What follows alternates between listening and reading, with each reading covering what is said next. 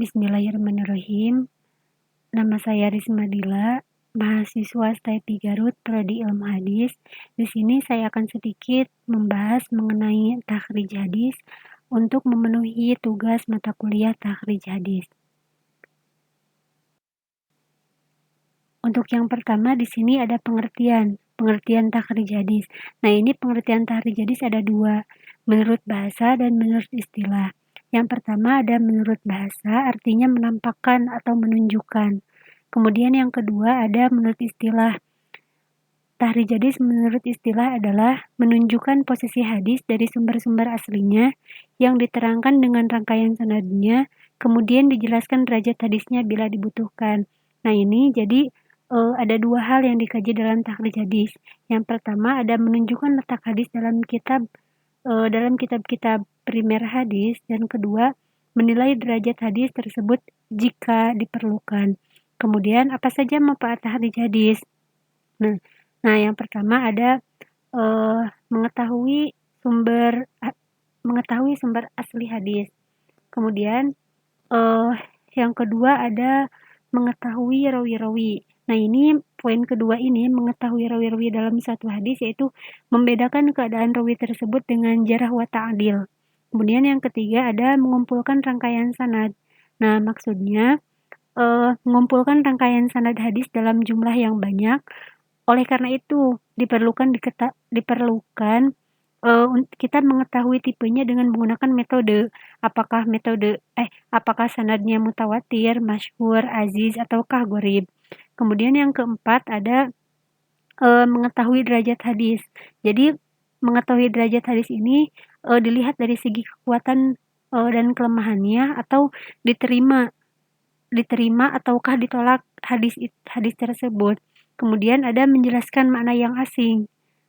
Kemudian ada metode takhrij.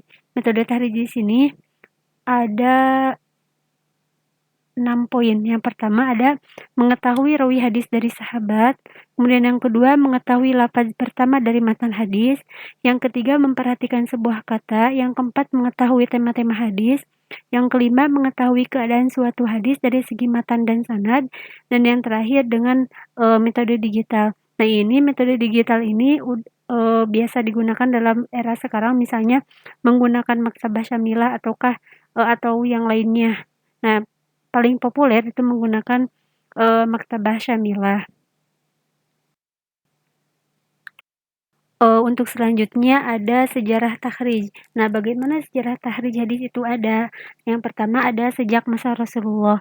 Nah, ini sejak masa Rasulullah Shallallahu Alaihi Wasallam sampai abad keempat Hijriah itu tidak dibutuhkan. Jadi tidak ada kebutuhan pada kitab-kitab hadis, karena hadis itu belum disusun pada permulaan abad ini kecuali sedikit saja, dan ketika disusun setelahnya. Maka perhatian ulama pada kitab-kitab sunnah dan masadir asliyahnya sangat banyak, dan hubungan mereka padanya pun sangat kuat.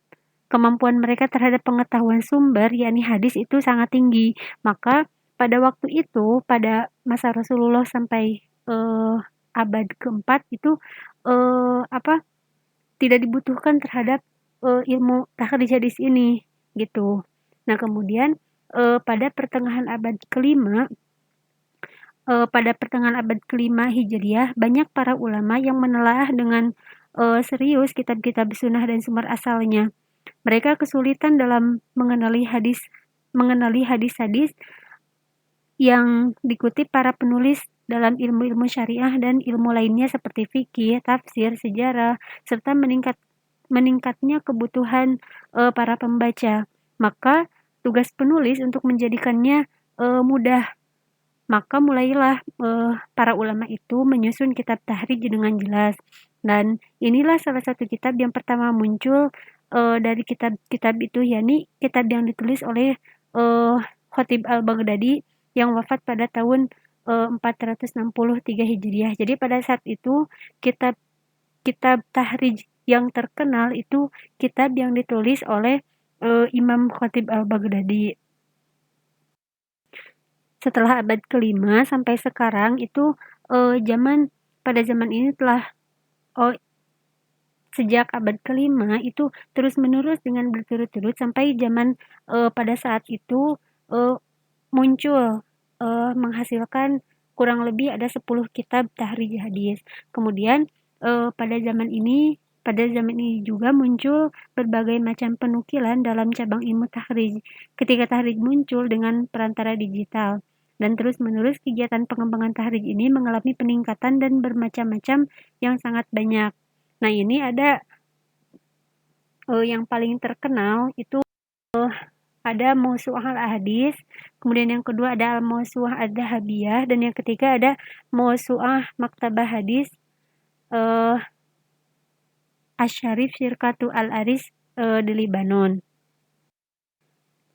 Nah, kemudian pada tahun ini juga muncul berbagai karangan yang membahas kaidah-kaidah usul yang menjelaskan usul atau ilmu tahrij dengan cara-caranya. Kitab-kitab yang membahas perihal ini diantaranya yang masyhur pertama ada Usul Takhrij wa Dirasatul Asanid karya Dr. Mahmud At-Tohan. Kemudian yang kedua ada Kashfu Al-Lithami an Asrori Takhrij Ahadits Sayyidul Anam sallallahu alaihi wasallam karya Abdul Mawjud Muhammad. Kemudian yang ketiga ada Thoroq Takhrij Hadis Rasulullah sallallahu alaihi wasallam karya Dr. Abdul Mahdi bin Abdul Qadir. Kemudian yang keempat ada Al-Wadih fi Fan At-Takhrij wa Dirasatul Asanid karya Dr. Sultan Al-Khulailah wa Jamalahu. Nah, ini ada lagi ya yang ke 5, 6 dan seterusnya itu kitab-kitab yang membahas tentang kaidah-kaidah usul yang menjelaskan usul atau ilmu tahrij dengan cara-caranya.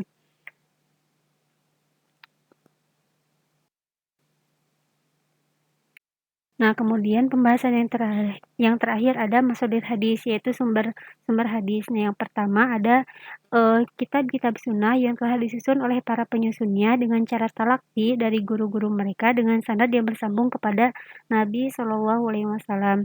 Kemudian yang kedua ada kitab-kitab hadis yang mengikuti kepada kitab-kitab yang disebutkan sebelumnya. Ini contohnya seperti musonab seperti kitab Al-Jami Bayyina Shahihain dan Al-Jami Bayyina Shahihain ini karya Al-Hamaidi. Kemudian ada kitab yang menggabungkan ujung-ujung sebagian kitab seperti kitab Tufatul Asyraf karya Al-Mazi.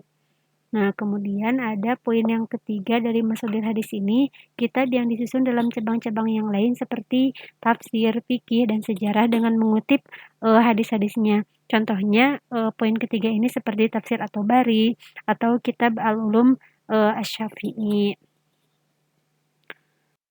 Mungkin hanya itu yang dapat saya sampaikan. Mohon maaf apabila terdapat banyak sekali kekurangan.